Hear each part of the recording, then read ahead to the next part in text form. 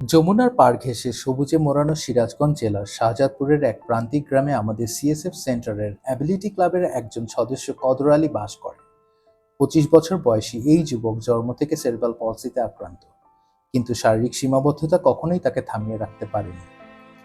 কদরের জীবন, চলাফেরা, সংগ্রাম এবং সিএসএফ এর সাথে যুক্ত হওয়ার পর তার জীবনমান কেমন বদলেছে তা জানতে আমরা ছুটে যাই তার ছোট্ট ঘরে। মা স্যার, আমাদের দেখে কদরের আনন্দের যেন শেষ নেই, চোখে মুখে এক অপার উচ্ছ্বাস, বুক ভরা অভ্যর্থনা। আসেন, এখানে আসেন, এটা বসেন।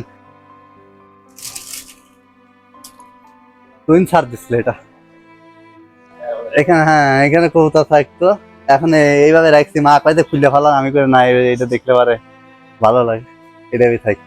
তো বাজিকার পাখি দেখে আমার শখ জাগছিল, তো আমি আপুকে বলছিলাম, আমাদের সেন্টারে ম্যাডামকে বলছিলাম যে আমি পাখি পালবো। তো উনি সঙ্গে সঙ্গে আমাকে টাকা দিয়ে পাখি কেনার ব্যবস্থা করে দিছিল আমাদের স্যারের মাধ্যমে। কবুতর টবুতর এগুলো ভালো লাগে আর কি।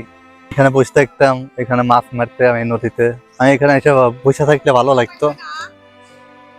তো আমি এখন, আগে কর্মটর্ম ছিল না, এখন আমি সিএসএফ সেন্টারের সাথে বিগত 10 বছর আমি এর সাথে ছিলাম। ধীরে ধীরে এখন আমার অনেক হয়েছে, উন্নত হয়েছে। আমি অনেক খুশি যে আমি সিএসএফ এর সাথে যুক্ত থাকতে পারি।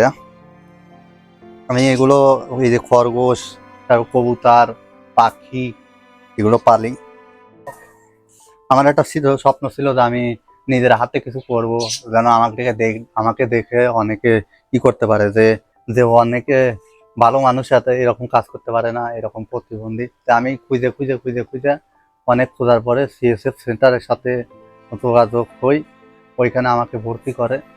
ওইখানে ভর্তি করার পরে ওইখানে আমি এখন কাজ কাম করতেছি, পুঁতির মালা টালা বানানো, বিভিন্ন রকমের হাতের কাজ, তারপরে তসবি বানানো, রং টং করা।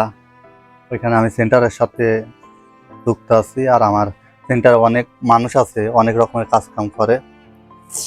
ওনারা খুব ভালো, সবসময় আমাদের পাশে থাকে, ভালো ভালো দিক নির্দেশনা দেয়, ভালো ভালো কথা বলে। আবার ভুল হলে পারে সেগুলো কম্পারিশনের মাধ্যমে কি করে দেয়। তো আমি খুব খুশি। আমি সিএসএফ এর সকল সদস্যবিন্দু এবং যারা স্যাররা আছে, তুমিন স্যার, মহিত স্যার, সকলকে আমি অসংখ্য ধন্যবাদ জানাই যে এরকম প্রতিষ্ঠান শাহজাদপুরে আনাচে কানাচে অনেক আছে আমি জানি, তবে আমার এখানে আমি যে খুব খুশি।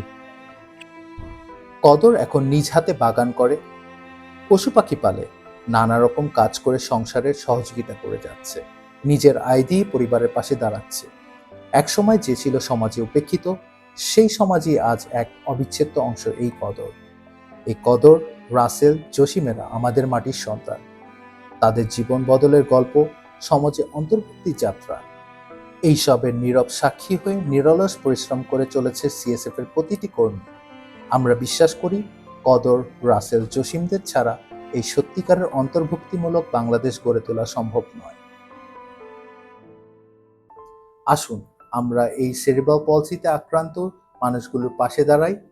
ভালোবাসা ও সহানুভূতি নয়, অধিকারের জায়গা থেকে, সম্মানের জায়গা থেকে এগিয়ে আসি, একসাথে গড়ে তুলি এক অন্তর্ভুক্তিমূলক বাংলাদেশ।